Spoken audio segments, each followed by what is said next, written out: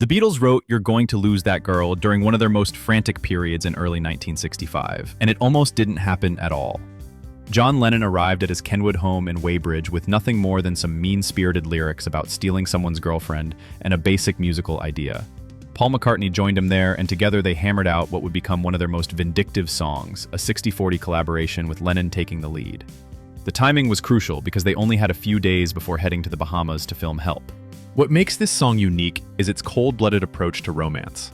Unlike their earlier love songs that were either sweet or pleading, this one was pure threat wrapped in a catchy melody.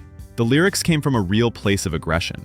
Lennon's narrator wasn't trying to win anyone over, but was basically saying, "Treat her right or I'll take her." This connected back to their earlier experiment with third-person storytelling in She Loves You, which itself was inspired by Bobby Rydell's Forget Him. The Beatles had discovered that writing from an outsider's perspective gave them more dramatic possibilities than their usual I Love You songs. The recording session on February 19, 1965, was a disaster that turned into a masterpiece.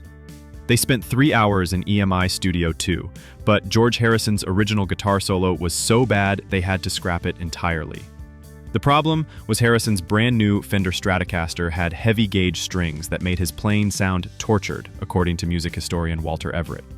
They recorded the basic track with John's rhythm guitar, Paul's bass, and Ringo's drums, all crammed onto one track, which buried Lennon's guitar part so deep you can barely hear it. An unknown musician played electric piano during the session, but that got wiped too. More than a month later, on March 30th, the Beatles returned to fix the mess. Harrison recorded a completely new guitar solo, while Ringo added bongos and Paul played piano. The piano ended up being slightly out of tune with the guitars, giving the song an edgy quality that actually worked in its favor. Meanwhile, the song became the centerpiece of a memorable scene in the Help film where the band pretended to record it in a studio while bad guys sawed a hole around Ringo's drum kit from below. The movie scene was filmed at Twickenham Studios and was meant to represent Abbey Road, though it was purely fictional. The song represents a turning point, where the Beatles started writing more complex narratives and weren't afraid to be the bad guys in their own stories.